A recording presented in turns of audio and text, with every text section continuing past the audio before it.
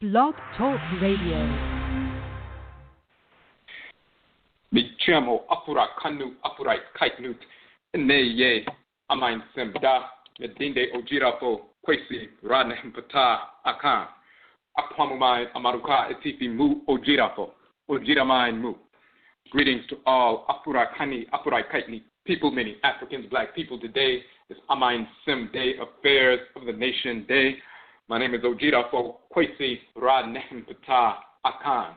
Odwirafo of the Akwamu nation in North America within Odwiraman, the Purified nation, Afurakani, people in the Western Hemisphere. Yet I say we thank you once again for tuning into the broadcast. We've opened up the chat room. If you have any questions or comments and you'd like to interact in the chat room, you must log in as a user in order to interact. If you have any questions or comments on the phone line, simply hit the number 1 so that we can see that your hand is raised. We have 4 broadcasts on a weekly basis. We have Akhan Fo Nana Som, Ancient Authentic Akan Ancestral Religion, on Joda Monday night, where we deal specifically with the Akan expression of ancestral religion, first and foremost because we are Akan, secondly because of the misinformation being propagated regarding Akan ancestral religion, not only in the Western Hemisphere, but also from individuals on the continent of Afurakani, Africa, who've been infected with Christianity, Islam, Judaism, pseudo-religions, fake religions, as well as white culture in general, and thus their presentation of Akan ancestral religion is infected in the same fashion. So we deal with ancient, authentic Akan ancestral religion, rooted in our ancestral origins from ancient KAMIT, which is a type of ancient Nubia. Some of our people migrated from KAMIT to the western part of the continent after the fall of KAMIT in northern KAMIT 2,000 years ago. We reestablished Akhan civilization, the Akhan Empire, Ghana Empire, 2,000 years ago. Subsequent to that, hundreds of years later, some of our people migrated further south to reestablish Akhan civilization in the Savannah and Forest Belt regions, and hundreds of years later, some of our people were forced from those regions into North, Central, South America, the Caribbean, and Europe during the Kwesi, the great perversity, the enslavement era. This is how Akan people, we ended up in the Western Hemisphere. However, we maintained our ancestral religious practices. Thus, Akan ancestral religion in Suriname, South America, is called Winti from the Akan term Quinti. Akan ancestral religion is called Obia in Jamaica from the Akan term Obaye. Akan ancestral religion is called Hoodoo in North America from the Akan term Undu, meaning medicine from roots, trees, plant life, root work, also meaning to become heavy with the spirit through spirit possession, spirit communication. We find these exact same terms and definitions in the language of ancient KAMIT and KAMET. Thus, in the Medutu, the hieroglyphs, we find that Undu means medicine from roots, trees, plant life. It also means to become heavy with the spirit. It also means the offerings that we give to the deities and ancestral spirits on the shrines in our ancient culture. So we maintained our ancestral religious practices, and thus we were empowered and guided by the Abosom and Nananom Nsamanfo, the deities and spiritually cultivated ancestresses and ancestors, to wage war against the whites and their offspring to force the end of enslavement in the Western Hemisphere. So that's what we deal with on Joda Monday nights. On Abinada Tuesday nights, we have Ojira, which means purification. We deal with ancestral religion in general, not just the Akan expression, but wherever we exist in the world, we continue to practice our ancestral religious traditions. We talk about Ojira purification operationalizes Nanason. Purification operationalizes our practice of ritually incorporating law and ritually restoring balance. On the Ojira broadcast, we deal with how ancestral religion impacts every aspect of our lives. Ancestral religion, or Nana Som, is the ritual incorporation of divine law and the ritual restoration of divine balance. That means through ritual, we incorporate those things, objects, deeds, and entities we need to incorporate in order to harmonize our thoughts, intentions, and actions with divine order. And through ritual, we reject those things, objects, deeds, and entities we need to reject in order to restore balance to our thoughts, intentions, and actions, and thus realign ourselves with divine order. So the ritual incorporation of divine law and the ritual restoration of divine balance. These are the expansive and contractive poles of ancestral religion. Ojida, purification, operationalizes Nanasom. Purification operationalizes our practice of ritually incorporating law and ritually restoring balance to our thoughts, intentions, and actions so we can execute our divine function in creation. When we make legitimate mistakes, then we engage the ritual process to incorporate law and restore balance so we can continue to execute our function in creation in harmony with our culture. Our culture, our amamre, our way of life, is to execute our divine function in creation as Afurakani people, while we're aligning every thought, intention, and action with divine order every moment of every day. That is our way of life. When we make legitimate mistakes, as we said, we engage the ritual process to incorporate law and restore divine balance so we can continue to function harmoniously. So we deal with the purification of concepts, purification of culture, cosmology, and so forth, as it relates to ancestral religion impacting every aspect of our lives on the Ojida broadcast. On Awukuda Wednesday night, we have Egua Marketplace, where we showcase Afurakani businesses, organizations, and institutions, those who are impacting positively the Afurakani community, those who maintain their ancestral religious values in the context of that service to the community. We showcase one Afurakani business, organization, or institution per week for our Okom economic development model process or operation, where we starve the beast and feed the pride. We reallocate those funds we would have spent with the whites and their offspring during the course of that week and direct them to the business, organization, or institution of the week for the empowerment of that organization so that the organization can hire from within the black community, serve us at a greater capacity, and so forth. Our business of the week, which we had Okotua Merit Alsar on last night. Our business, KAMIT Crowns, you'll find it at etsy.com/shop/KAMIT Crowns, KAMIT being spelled KHEMET, KROWNS, KAMIT Crowns. We had a great broadcast last night. Please support KAMIT Crowns. That is the Afurakani Okom Economic Development Model Business of the Week. Tonight is AMANSEM, Affairs of the Nation, where we deal with specific issues confronting our people and our approach to dealing with these issues from a nationist perspective, an Amaniye perspective. We deal with Amaniye nationism, which is the purification of nationalism. There's a proper understanding of nation building and what constitutes a nation and Oman from an ancestrally grounded perspective. When we talk about Amaniye or nationism and addressing our issues specifically as an Afurakani Oman or nation, but specifically as Odwiraman, the purified Ojida Oman nation, mine, meaning land of the west, the setting sun. So Odwiraman is the purified nation of Afurakani people in the west, the land of the setting sun. That is our designation for our people in the Western Hemisphere. We understand what an Oman nation is. An Oman is a living, breathing entity governed by specific forces in creation. Just like an organ in your body that gives birth to cells, the organ is a living, breathing entity governed by specific forces in creation, Abosom, Orisha, Vodu, NTORO, NTORO2, and so forth. So when the cells interface with one another and operate harmoniously, they are supporting one another, but they're also supporting the living, breathing entity of which they are a component part, and they can only do so when they live in harmony with the energy complexes that govern and regulate that organal structure.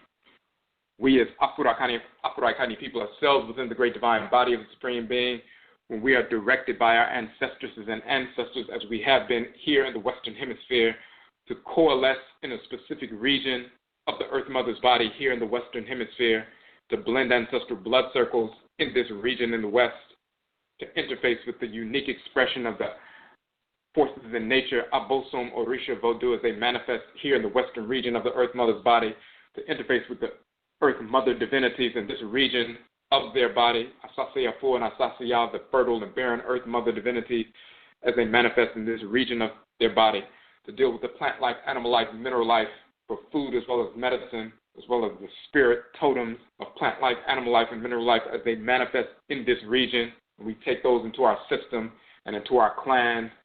That confluence of events has allowed us to forge a locative identity, a unique expression of Afurakani culture and religious practice born of our interfacing with one another, blending ancestral blood circles in this region, the western region of the Earth Mother's body.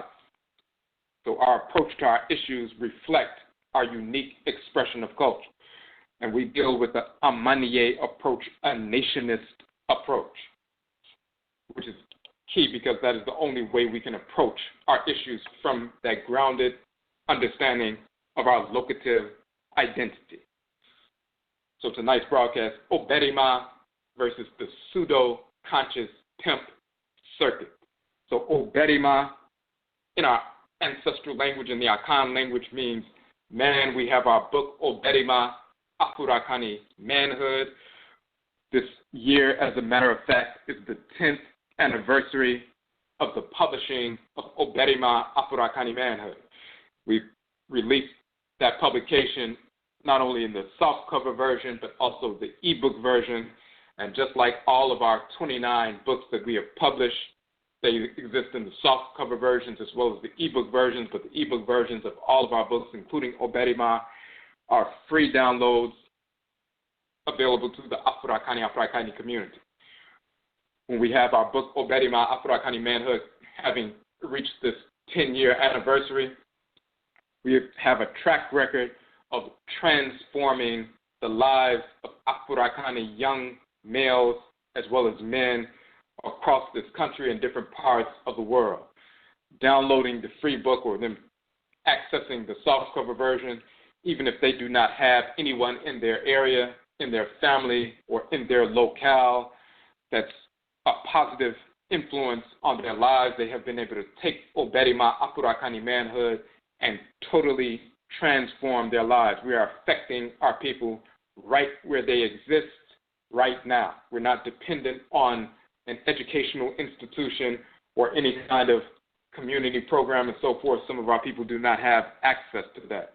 So how do we reach our people and transform them wherever they exist in the country, wherever they exist in the world, right where they exist right now? We've been able to do that with OBARIMA, Afurakani Manhood. When people take that information, incorporate that information, the 7 chapters of the book, those 7 sections are governed by the 7 principal values of OBARIMA, Afurakani Manhood, governed by the 7 major solar, lunar, and planetary bodies that govern the 7-day week, and the forces in nature, those deities that animate the solar, lunar, and planetary bodies that govern the 7-day week. That 7-day week governs all natural cycles on Earth. It also governs the natural chronobiological cycle called the circumseptan cycle, the 7-day cycle that manifests within our bodies every 7 days. So those principal values of manhood, governed by those 7 days of the week and the deities that animate the solar, lunar, and planetary bodies that govern the 7-day week, that allows every Afurakani man or young male to have a principal value of manhood every single day of the week. Every single day of the week is an opportunity for them to align to that principal value of manhood governed by the forces in nature that animate that particular day of the week and lend their energy to that day of the week on the planet and so forth and within our bodies. So they have a manual of manhood to align themselves with every single day of the week, and at the same time they are aligning with hundreds of thousands of others who are on the same page wherever they exist in the country, wherever they exist in the world. Our people have been able to overcome addictions, alcohol, tobacco, marijuana, other drug addictions, and so forth, become entrepreneurs, transform their mindset, connect with the Oba time, the woman who's their complementary opposite, create brand new base, harmonious families and so forth by transforming their adjwani, transforming their minds. Over the past 12 months, we've had over 17,000 downloads of the free version of OBARIMA, Afurakani Manhood. So we are able to transform lives right where our people exist right now, wherever they exist in the country and in the world. Now, when we talk about OBARIMA, Afurakani manhood in the true sense versus the pseudo-conscious pimp circuit, we address that from a nationist perspective because the pseudo-conscious pimp circuit has affected negatively the Oman, the nation, specifically Odwiraman, the purified nation, Afurakani people in the Western Hemisphere. Negroes running around pretending to be knowledgeable about culture, cosmology, nation building, nationalism, and so forth, running their mouths on YouTube and social media and going from city to city, starting off misinformation and a coagulation of misinformation and a little accurate information mixed in with the misinformation and a lot of misunderstanding undergirding all of it, simply so they can go around, fleece people for money, and at the same time set up sexual liaisons with women in different cities and so forth. We have Negroes engaged in that process and brainwashing people who are normally open or just becoming open to rejecting nonsense like Christianity, Islam, Judaism, Hinduism, and all that other foolishness in white culture. They are open to learning something about our ancestral culture. Then the pseudo-conscious pimp jump in that gap and leads them in another direction. So we have fools all around the country. They've been engaged in this process for a number of years, but the use of social media and the expansion of social media has broken that process wide open. So you see these individuals who have no real knowledge of what they're speaking, but they simply memorize some statements, some catchphrases, or memorize some videos, or memorize some information in certain books and recordings and so forth, put it in their own words, and then jump on social media or in venues and so forth around the country to bring misinformation, misunderstanding while serving their own lust and sometimes malice. But it is easy to identify these fools, these pseudo-conscious pimps who have no real knowledge of the culture, because once they become questioned in depth on what they're talking about, then it begins to fall apart. When they begin to be scrutinized about what they're teaching and what they're trying to lead our people towards, then it begins to fall apart. We have to come out of this mindset of just accepting what some fool says when they stand before you. Whatever degree they put forward or credential they put forward, whether calling themselves an elder, a baba, whatever it is, that title is meaningless. If they call themselves a PhD or have a master's degree or whatever field of endeavor, that is absolutely meaningless. If they call themselves a priest or a high priest or a healer or a shaman or whatever it is, those titles are absolutely meaningless. We don't give a damn about any of those fake titles. You're to scrutinize every single thing that an individual says. Proper judgment, as we say in OBARIMA, Afurakani manhood, proper judgment is the hallmark of maturity. We need to be judging everyone at every time, every moment of every day. Adults make proper judgment. The difference between an adult and a child is a child cannot assess situations and make proper judgments consistently, whereas an adult has an obligation, and a mature adult embraces that obligation to make proper assessments every moment of every day and then make proper judgments so that their behavior can be in alignment with divine order, aligning every thought, intention, and action with divine order every moment of every day. That is our culture, our way of life, our Amaruka. But the only way you can engage that process is if you're properly assessing every situation, everything that you come in contact with, everything that is streamed into your consciousness, and making those proper assessments, making those proper judgments, and engaging in behavior that follow those proper assessments and the resulting judgments. OBARIMA allows us, in the true sense, to recognize that reality and exercise those proper judgments and utilize our insight, our Nhoma, our insight, to be able to perceive what's taking place and the shaping factors of events taking place within our communities, including this epidemic that's beginning to wane, as a matter of fact, of these pseudo-conscious pimps. So when we talk about scrutinizing such individuals so that they can be exposed, so that our people who are really hungry for real information, real knowledge, can have access to that unencumbered and without hindrance, we're going to go to our publication, KAMIT, HENA, NTORO, The Black Nation, and Divinity. This is one of our 29 books. You can download that for free on the website, just as you can download OBARIMA, Afurakani, Manhood for free. And in the introduction to this book, we talk about the understanding of our identity. Our identity is the foundation upon which we operate, make decisions. What we accept, what we reject, what we accept into our lives individually or as a community, what we reject or repel from our lives individually and as a community. When you have a proper knowledge of your identity, then you can make proper decisions that are beneficial for you and your clan and for the Odwiraman, the Purified nation.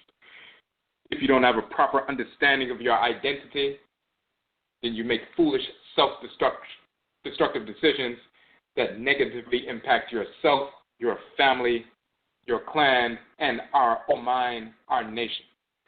This is why identity is the foundation of the teaching that intelligent people put forward, but then it's also the foundation of the quote-unquote teachings that the pseudo-conscious pimp puts forward, because it draws people in. People are drawn to want to know, what is our true identity?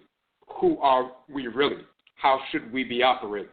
If they feel like someone has those answers or some details about that process, then they flock to such individuals. They promote themselves as individuals who have knowledge of what our true identity is and how we need to operate as a people, individually and as a group. People flock to them. When they get disordered and misconstrued information, then it leads to disorder in their own lives when they incorporate that. So we talk about identity here in this introduction to the book. And what we say is the culture and people of ancient KAMIT and KAMIT, Nubia, and Egypt are ancestral to Afurakani, Afurakani, Africans, black people all over the continent of Afurakani, Africa, and around the world. And when we're talking about ancient KAMIT and KAMIT, Nubia, and Egypt, we're not just talking about dynastic and pre-dynastic. We're talking about over 70, 80,000 years prior to the dynastic period. So archaeological data and genetic data, when properly assessed, has borne out the direct material and genetic link of contemporary Afurakani Africans, inclusive of those on the continent and those who migrated or were forced to migrate outside of the continent, to the ancestral culture and population of KAMIT and KAMIT, which spans over 40,000 years. What is referred to as anthropological data is the third leg of a three-legged stool, including archaeological and biological data, which allows us to properly identify ourselves through time whenever we have existed in the world and wherever we have existed in the world. However, anthropological data, inclusive of the study, language, family organization, cultural and ritual customs, and more, is only revealing when a firm knowledge of the cosmology is attained. So first and foremost, when we look at the knowledge of identity, we're identifying the three-legged stool, or an ahinasa, a triangle. One is archaeological data. That's the artifacts that are excavated and so forth, showing direct material evidence of our existence on Earth. The temples and shrines and homes, and of course bones and so forth, all the different things that we have left behind as absolute evidence of our existence in different parts of the world, and also the time frame within which we exist. That's the archaeological data.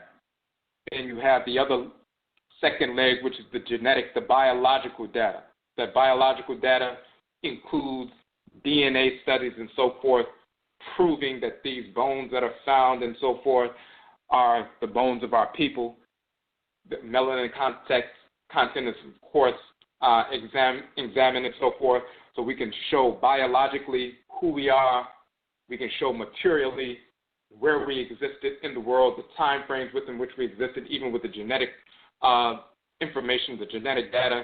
You can deal with genetic distancing and understand the connections between how long this particular individual lived and who they interface with and who they mix with and so forth, and what populations they mix with and so forth, at what particular time, and what is genetic distance between certain populations on the eastern, western, southern, central, northern part of the continent, as well as when we migrated away from the continent or were forced to migrate away from the continent.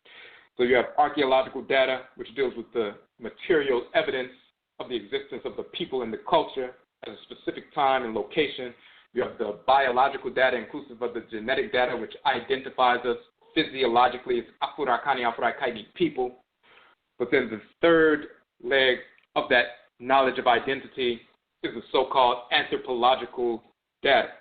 It's one thing to know that we built certain things at certain time periods in certain places in the world and so forth, and then also that's the archaeological data, and also biologically, genetically, to understand that that was us, that was our ancestresses and ancestors, and we have a direct genetic link, mitochondrial DNA as well as Y chromosomal DNA that directly links us to those people and to those bones and so forth.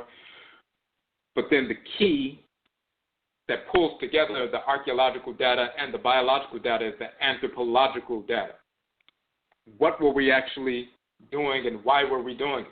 Why did we build these shrines? Why did we build these temples? Why did we build these homes in a certain fashion? Why did we wear these certain kinds of clothes? Why did we eat these certain kinds of foods? What was the meaning of our lives? What gave meaning to our lives? Why do we approach our lives in specific ways? Why do we approach our lives today in specific ways? Why do we rear our children in a certain fashion?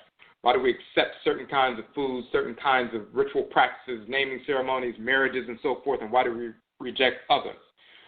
The manner in which you operate your culture is what gives meaning to your life. It's one thing to know that you exist, or know that your people existed at a certain time in a certain way, and what they look like, but what gives meaning to life is that amamre, that culture. That is the third leg of that stool of identity. It is the apex of the ahinasa, the triangular structure dealing with archaeological data, biological data, and anthropological data. But the key is, with regard to so-called anthropology, the knowledge of who we are and why we did what we did, the key is the proper understanding of what the whites and their offspring call anthropological data.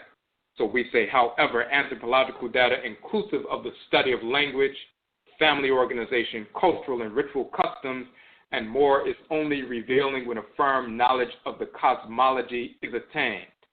And when we understand cosmology, when we understand culture, we understand clan organization, we understand a true, proper definition of what a nation or of mind is, and then we can build on the proper definition so we can have an effective approach to life. If we don't understand cosmology and we follow the whites and their offspring, we have a foolish idea about what a nation is. We come up with approaches to nationalism or Pan-Africanism or what we need to do to solve our problems that are woefully inadequate, as proven over the past 100-plus years. This is the interface or interfacing of ancestral religion and nation building. So when we talk about cosmology, we say in Afurakani, African ancestral culture, knowledge of the cosmology is derived from the ancestral religion. Afurakani, African ancestral religion is informed by the deities, the divine spirit forces in creation, who are directed by the great mother and great father, the supreme being, who is Amenet and Amen, or Nyamewa, Nyame, Mawu and Lisa, and so forth, to engage the process of spirit possession and spirit communication. When through ritual our people become possessed by the spirits of the deities, we are able to attune to their functioning in creation.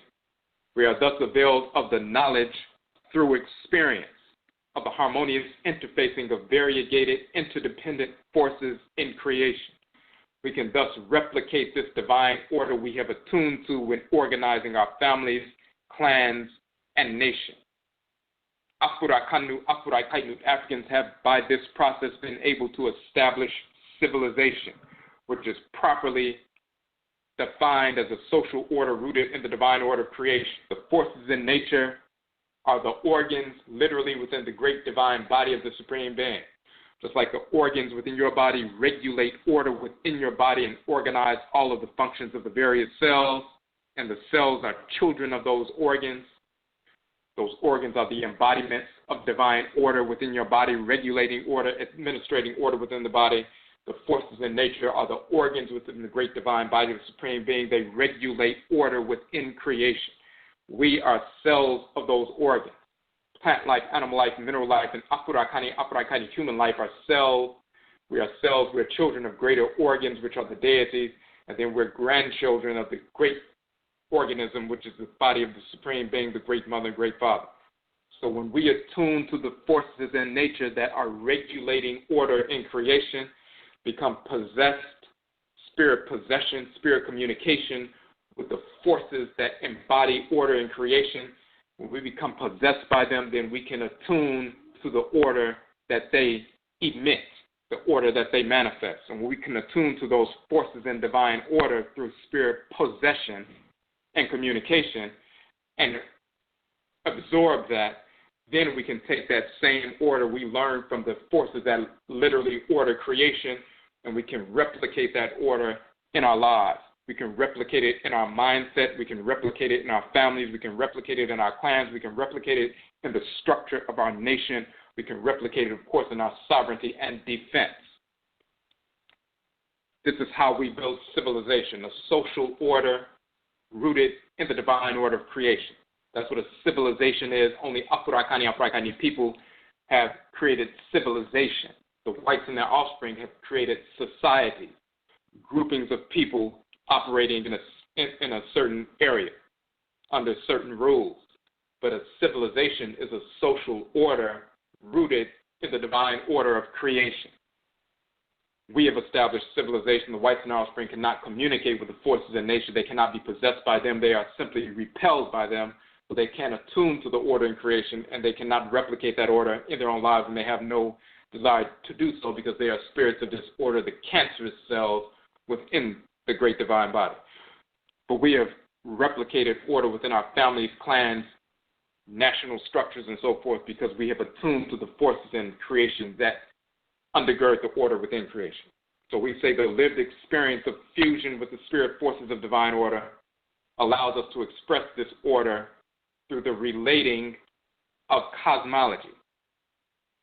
Afurakani, or African cosmology, is thus not an attempt to explain reality. It is an exposition, and expression of the nature of reality as it truly is, governed by the divine spirit forces of divine order which undergird and animate this reality.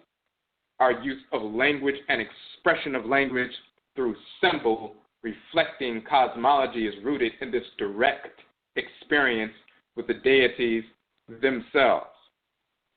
So the only way we understand and can relate cosmology, and cosmology is talking about the order that governs creation, the only way that we can express through language and symbol and so forth the order in creation, meaning express the cosmology, is if we engage the ritual practice to attune to the forces that regulate order in creation. Once we experience that, then we can translate that and transmit it through language, through culture, and so forth. We can teach cosmology when we actually engage cosmology. We can only engage cosmology when we attune with the forces in nature that undergird the order in creation and give birth to the cosmology. Thus, we must practice ancestral religion in the real sense so we can have a lived experience. So we can only talk about cosmology and therefore talk about identity and therefore talk about how we need to structure ourselves as families, clans, and an Oman from a nationist approach, a nationist, the purification of nationalism, Amaniye nationism, that is rooted in our ancestral religious practice. We can attune to order and the way we should be operating. Once we attune to order and understand the manner in which we should be operating, we can take that ordered experience and replicate it in our lives and restructure ourselves for our own independence, sovereignty, and the defense of that sovereignty. And then we can teach it through cosmology. And that cosmology is taught through anthropological means through study of language and ritual and symbol and so forth. And of course, it's corroborated through the archaeological data, the material aspects of the culture, the temples and tombs and shrines and homes and so forth that we leave behind. The cosmology is manifest through the manner in which we structure those things. Of course, the genetic material corroborates everything we deal with as well. This is why we say it is by this means that we are able to properly translate the thoughts and formulations of our ancestresses and ancestors. We are animated by the same deities. Abosom, Orisha, Vodu, Arusi, NTORO, NTORO, Neteru, Neteru, today that our ancestresses and ancestors were animated by in the past at the foundation of our culture.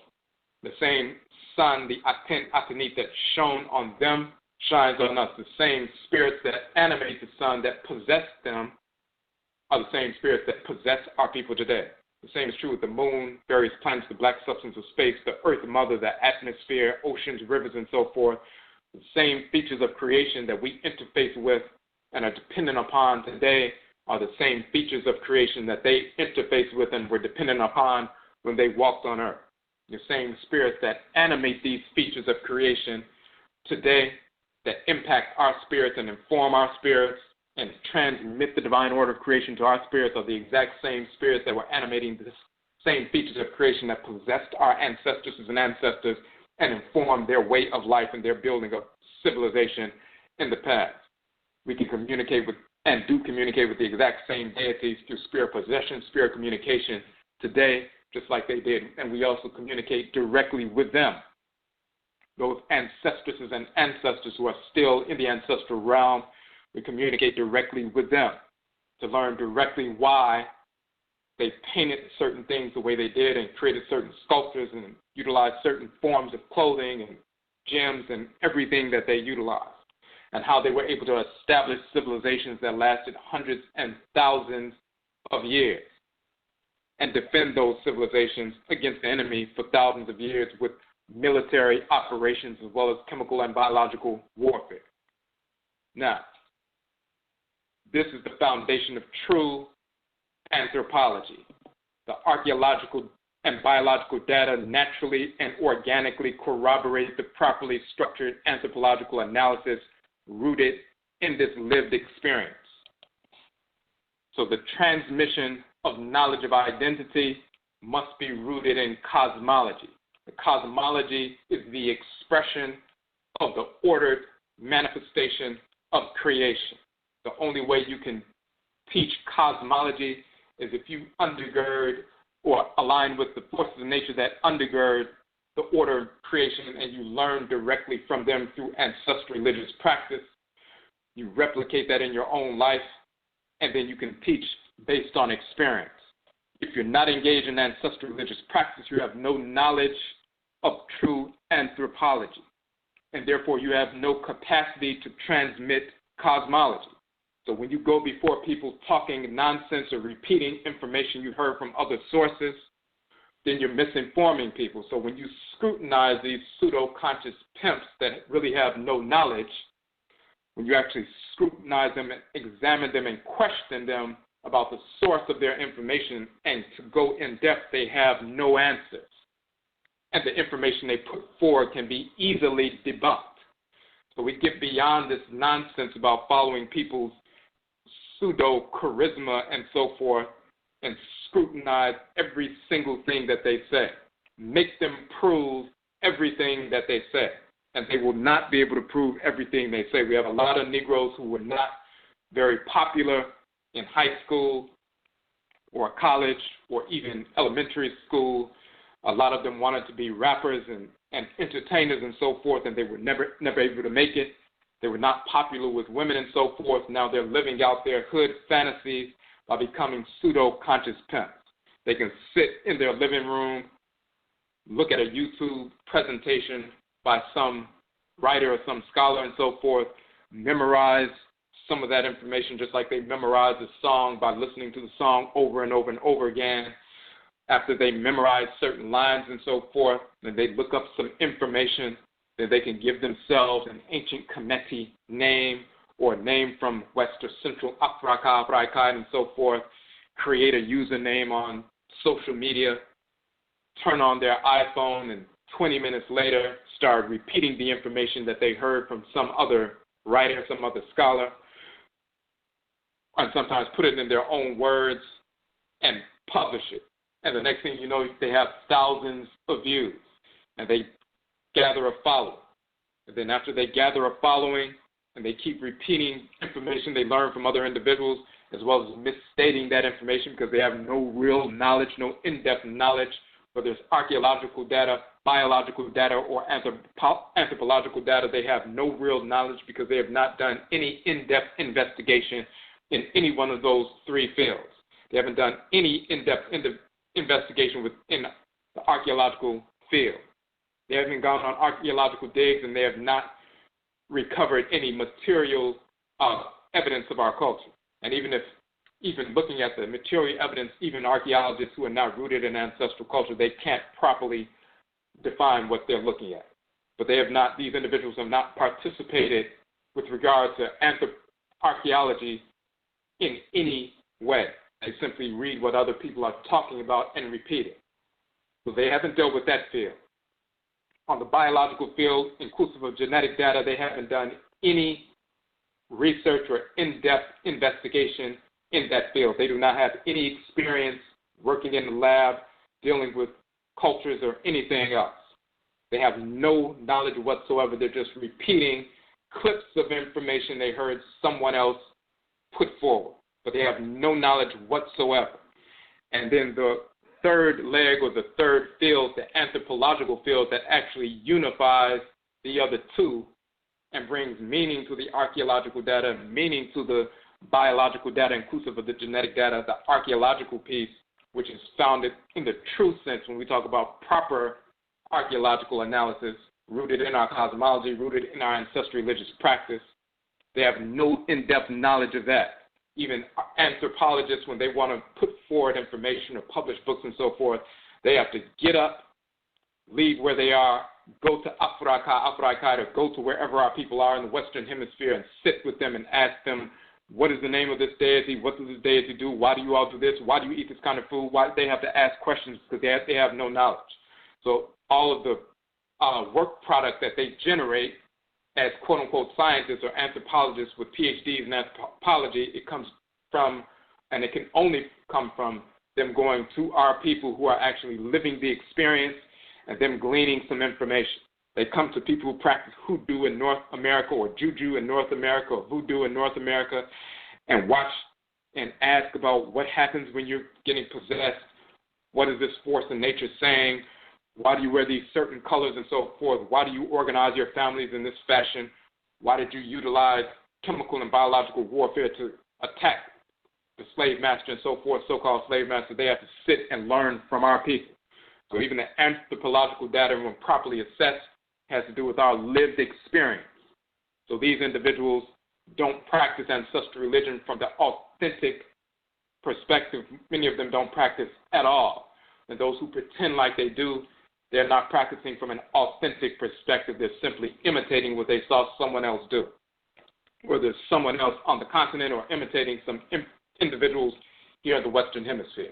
So they have no real knowledge of that third leg or field of that three-leg stool dealing with identity, archaeological data, biological genetic data, and anthropological data. They have done no in-depth investigation with regard to anthropology because they're not engaged in ancestral religious practice.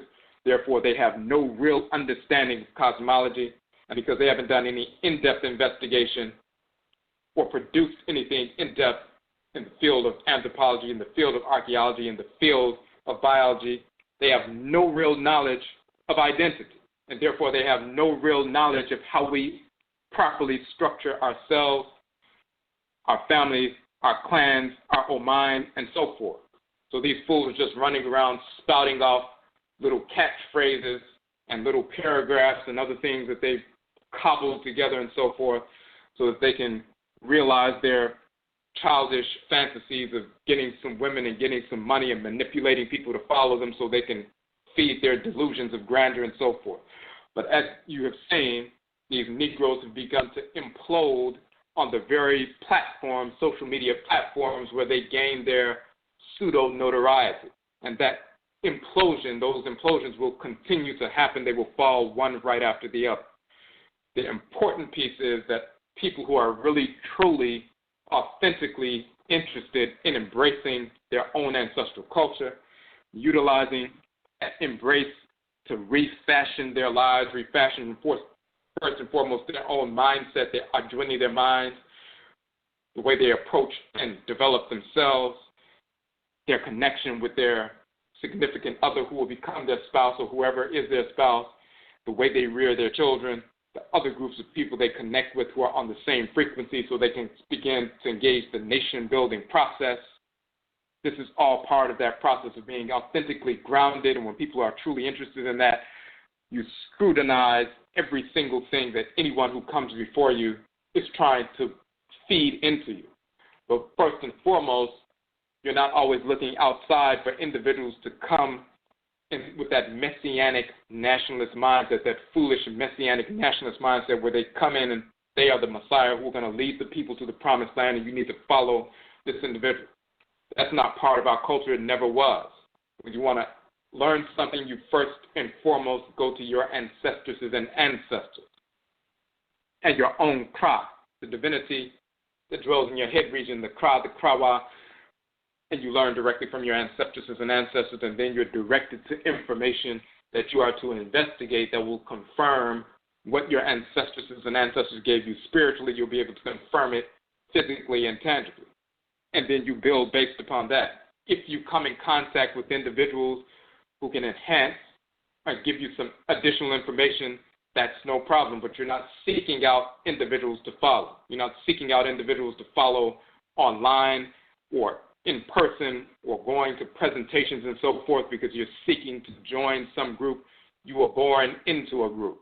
You were born genetically into an ancestral clan.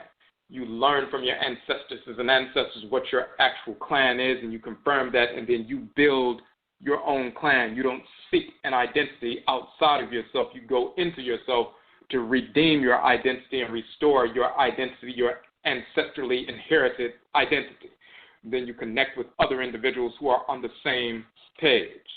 When we look in our OBARIMA, Afurakani Manhood book,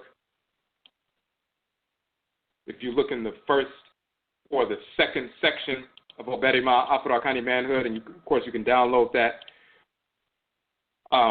for free on the website. There's a specific second principal value. First principal value of Afurakani Manhood is to recognize the divine order of creation, the balance of male and female, and that foundational relationship of Amenet and Amen, the great mother, Amenet, and the great father, Amen, who comprise the supreme being, two halves of a whole. Our balanced relationship in creation, the manifestation of balance in creation, is derived from that foundational balanced relationship. When you recognize the divine balance of creation, or the divine order of creation, which manifests as the balance of male and female, then the second principal value of OBARIMA, Afurakani Manhood, is to establish that balance in every aspect of your existence. So this is what a OBARIMA and Afurakani man does. So we state in that second section of the book, an Afurakani OBARIMA, or man, recognizes that he does not exist as an individual separate from other created entities.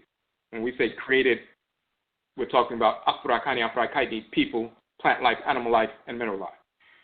You are part of a system, a whole. Just as every cell within your body was created and designed to execute a specific function in your body, for the different cells are part of a whole system, you. When the cells function in harmony with their divine design, the body is healthy. When the cells malfunction, the other cells are made to suffer. When you as an Afurakani male function according to the way you are designed, those connected to you will benefit as well. Those Afurakani males who malfunction in society bring suffering to their families, friends, and other Afurakanu, Afurakaitu Africans, black people. Once you have internalized the reality that there is male and female balance in creation, and that this is the divine order of creation, you then seek and work continuously to establish that balance within yourself. Physically, you make sure that you put the right things in your system with regard to diet for your health and well-being, and you make sure that you eliminate waste and toxins from your system on a regular basis within a natural cycle.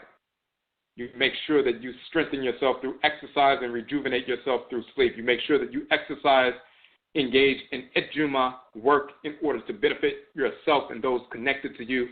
And you also make sure that you engage in rest recreation. Too much water will drown you. Not enough water will leave you dehydrated. Too much food will lead to obesity, disease. Not enough food will lead to malnourishment. Overworking can lead to stress. Not working manifests laziness, disorder, and deterioration of the spirit mind. The Akhan say, ejuma ye, work is good. And Afurakani OBARIMA is never unemployed. This is because an Afurakani OBARIMA man understands that he is by nature productive. He recognizes the reality that he must always be self-employed and entrepreneur in some capacity, whether or not he is employed by someone else. This is crucial for Afurakani people living behind enemy lines. To neglect self-employment is to reject independence. Afurakani Merima or men do not embrace the foolish notion of being dependent on the whites and their offspring. Your heart works continuously. If your heart became, quote-unquote, unemployed, that will be the end of your existence in the physical realm. Your heart does not overwork itself nor underperform, for either state will lead to disease. None of the extremes listed reflect an Afurakani OBARIMA or man. It is the balance which reflects our true nature. Spiritually, you must recognize that what you ingest infects your thoughts and behavior in the same manner that what you physically ingest affects the behavior of the organs and organ systems in your body. Establishing the balance of male and female in your spirit centers on your ability to balance the fiery emotions and the watery emotions and the various temperaments in between. Children scream, cry, lash out when things do not go their way. This is because they have not yet learned and are not yet mature enough to balance the fire and water of their emotions. Adults who cannot exhibit balanced emotions are nothing more than children. Your ability to properly balance your emotional energy will greatly affect the manner in which you make decisions and the course and outcome of your life. As you establish balance within the manifestation of your emotional energy, you will be able to recognize the physical, mental, intellectual, spiritual assault being waged against you daily from the society of the whites and their offspring. You will therefore be able to discern, properly determine what is truth and what is false, what you need to accept and what you need to reject, who and what to love, to be in law with, and who and what to hate. Through the practice, ritual practice of Nanasom and such religion, you must ground yourself. In this process, you have balanced your body, you have balanced your emotional energy, you have balanced your spirit, mind. You are now capable of connecting with other individuals whom have balanced themselves as well and begin the process of AMANSEM, nation-building restoration. When you look at these pseudo-teachers, YouTube scholars, conscious pimps, and so forth, and you make an assessment, have they balanced their bodies physiologically? Have they balanced their emotional energy? Or are they having outbursts and debates and all kinds of idiocy and so forth and beefs and so forth? Have they balanced their spirit, their minds? Are they capable, after having balanced the body, the spirit, the mind, the emotions and so forth, are they in a position to connect with others who have engaged in the same process? What you will see is that they are not.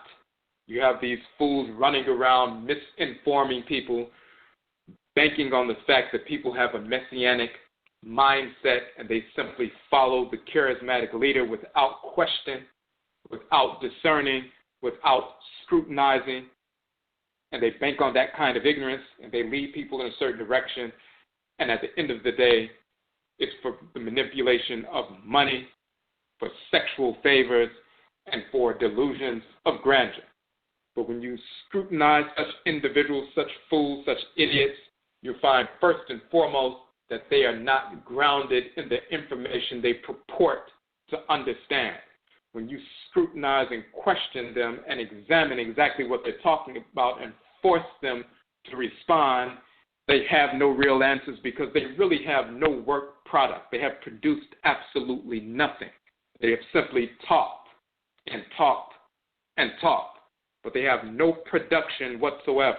They have no track record of actually doing anything outside of what the whites and their offspring have laid out for them in some kind of program, and they simply tweak what the whites and their offspring have said, or simply tweak some information that they heard from some black scholar or author or individual in the community and so forth, but they have produced nothing of their own. They've produced nothing independent.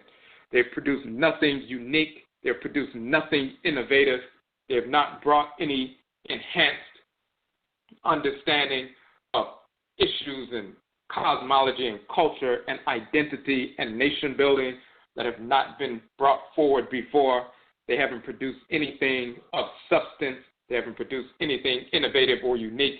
They've simply repeated certain talking points to draw people into their orbit so that they can fleece them for money, sexual favors, and for support, to support their own delusions of grandeur. Many of these individuals, really, if they had a proper assessment, they will be diagnosed with some form of mental illness, some form of narcissistic personality disorders or bipolar or whatever it is. On the pseudo-conventional side and on the cultural, grounded, and such religious side, they will be manifesting what is called in Akhan culture, Odaim, which is madness, mental illness, a disalignment from the Kra, a disalignment from the divinity that dwells in the head region. When you become disaligned from that force in nature that's pulling you towards thoughts, intentions, and actions that are in harmony with divine order, when you become disaligned from that and you go in the other direction because you're following lust and malice and conditionings and obsessions and so forth, and that disalignment is always the manifestation of some measure of mental illness, some very extreme, some less extreme. Those who manifest mental illness can be very intellectual. They can memorize information and repeat it. And some people assume that if someone can memorize information and repeat it and do so in a charismatic fashion, then they must be okay mentally. But that is not accurate at all. A tape recorder or a computer can quote-unquote record or quote-unquote listen and then repeat or play something that you put forward, the sound vibrations coming forward from you. That doesn't mean that the computer is an intelligent being. It's simply recording and repeating. A parrot can hear the sounds that you make with your human voice and repeat those words. It doesn't mean that that parrot understands the words that they're repeating. If you say drum or say dog or say mama, the parrot can repeat that sounding like a human voice. Do they understand what a drum is? Do they understand when we drum, we're drawing down the spirits of the Abosom and the Nanonom and Samanfo so we can communicate with them through spirit possession and spirit communication? Of course not, but they can repeat that sound, that collection of sound vibrations, drum, and Negroes can do the same thing. They can repeat or parrot anything, but that doesn't mean they have an understanding, and they do not. So when we understand that reality, understand the capacity that people have, even though they are spiritually discordant, spiritually disaligned from the Kra, meaning they manifest Odaim, meaning they manifest madness, meaning they're manifesting some measure of mental illness or spiritual discord and disalignment. When we understand that reality, we're not drawn into these fools' orbit. We separate ourselves from them and then allow them to self-destruct, allow them to implode. And when you pull back, you will see that they will simply self-destruct and implode because there's no other direction they can go in. Parasitically, they attach themselves to people who are unaware and gullible. And they feed off of them just like a parasite latches on to an animal, latches on to a host to suck the blood of the host so they can continue to live. But when you separate yourself from the parasite, then they have no life left. They have no capacity to suck that life force out, and they begin to deteriorate and degenerate and so forth. So we need to take responsibility for who we are as Afurakani men, OBARIMA, as well as Afurakani women, Obatan. And of course, we have our book, Obatan, Afurakani womanhood, OBARIMA, Afurakani manhood. Those 7 principal values of manhood and womanhood connected to the 7 days of the week, the solar, lunar, and planetary bodies that govern the 7 days of the week, and the deities, the spiritual forces in creation that animate those solar, lunar, and planetary bodies that govern the 7-day week and the 7-day chronobiological cycle within your body and the natural cycles on Earth. Those 7 principal values allow us to align ourselves with divine order every day of the week, creating an ordered approach to life. And this is why we say in the OBARIMA book, as well as the OBARIMA book, which you can download for free as well, we say after you have balanced your body, in this process you have balanced your body, you have balanced your emotional energy, you have balanced your spirit, mind, you are now capable of connecting with other individuals whom have balanced themselves as well and begin the process of AMANSEM nation-building restoration. Again, you are part of a greater system. All created entities, Afurakani, people, plant life, animal life, mineral life, are important components of the world system and have divinely allotted functions to execute. When you balance yourself, physically and non-physically, your natural compulsion to fulfill your role in creation will be felt strongly and constantly. AMANSEM nation-building restoration is a product of this compulsion. That natural compulsion to fulfill your role in creation, part of that natural compulsion is AMANSEM or nation building is a product of that. So there's a spiritual foundation for nation building. The cells operating in harmony with the organs to support the organs so those organs can work interdependently with other organs. That's a nation building process. So their natural inclination to execute their functions as cells, a product of that compulsion or natural inclination, is their nation building activities within the body. When we align with the forces in nature, because we're cells of those forces in nature, those organs within the great divine body, our natural inclination to engage in certain kinds of behavior and reject others so we can operate in a certain kind of system, that's a natural, spiritually guided compulsion towards nation-building restoration, nationist activity. You will recognize the reality that to exist under the rule and governance of the whites and their offspring, our enemies, is the ultimate imbalance for Afurakani, the Afurakani Oman nation community. You will thus be naturally drawn to those who are engaged or interested in carrying out all 7 major aspects of AMANSEM nation building. We list those 7 principal values of nation building, restoration, AMANSEM, which are also governed by the 7 solar, lunar, and planetary bodies and the deities that animate those solar, lunar, and planetary bodies. The first principal value of nation building, restoration, AMANSEM, is establishing methods of food production and preservation. Second principal value is establishing methods of curing disease. Third, establishing a military structure for defense and security. Fourth, institutionalization of our values, establishing institutions, training institutions, cultural institutions, and so forth. Establishing sound methods of sound governance and jurisprudence, the construction of homes on acquired land, and the manufacturing of clothing. These are 7 principal values of nation-building restoration. In Afurakani OBARIMA, man is compelled to participate in the process of nation-building restoration in all of these areas. These various aspects of AMANSEM nation-building restoration are governed by the ABOSOM, the deities of the 7 celestial bodies as well. You will find that there will be 1 or more out of the 7 areas that your spirit is drawn more strongly to than all others. In Afurakani OBARIMA, man recognizes that maturity is rooted in independence, sovereignty, self-rule. We are therefore committed to acquiring land and building a nation.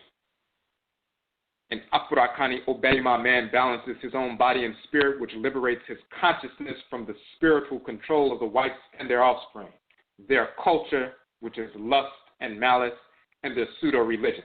Once liberated, the Afurakani OBARIMA, man then liberates the spirits of his children and those connected to him. He, along with his Afurakani Oba woman, now have a liberated zone, their family and their home. When in connection with other Afurakani adults of like spirits, the liberated zone expands, family by family, group by group, until AMANSEM nation-building restoration is achieved.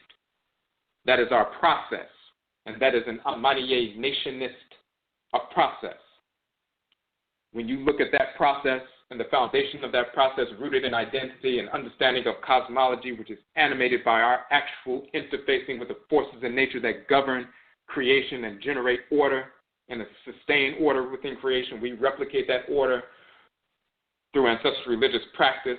We replicate it, absorb it, and then replicate it in ourselves, within our minds, within our bodies, and then within our families, clans, and of course the Oman, the nation, and the restructuring of the Oman, the nation, and so forth. When you look at that process and the foundation upon which we stand, where we're teaching this information to share it, to enhance what people already have within them, and it simply enhances and stimulates us towards what we already have within us to execute.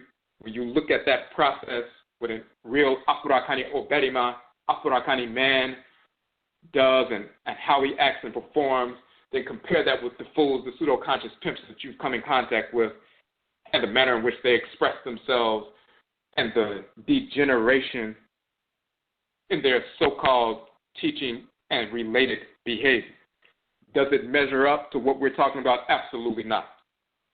So we need to understand the difference between OBARIMA, Afurakani manhood, and childhood. As we've said, as our brother used to say, there are only two hoods that you can live in, childhood and adulthood. And you can only live in adulthood when you embrace OBARIMA, Afurakani manhood from the true sense, Obaatan, Afurakani womanhood in the true sense, and establish that in your lives. So this is AMANSEM, Affairs of the Nation Day. This is our short broadcast. Typically it's an hour broadcast as opposed to the other three broadcasts during the week, which are the 2-hour broadcasts. We just want to touch on issues that confront us as an Oman. The way we address these issues, everyone, you can download the free ebook versions of OBARIMA, Afurakani manhood, Obaatan, Afurakani womanhood, our Odwiraman, AFAHYE, Odwiraman journal, the Purified Nation Conference Journal, Volumes 1 and Volumes 2. You can download KAMIT, HENA, NTORO, the Black Nation and Divinity, which is the text we were reading from, dealing with the three-legged stool of identity, that Ahinasa or triangle, dealing with the archaeological data, the biological data, as well as the anthropological data from the truth sense, so we can have a proper understanding of identity rooted in cosmology and experience and so forth.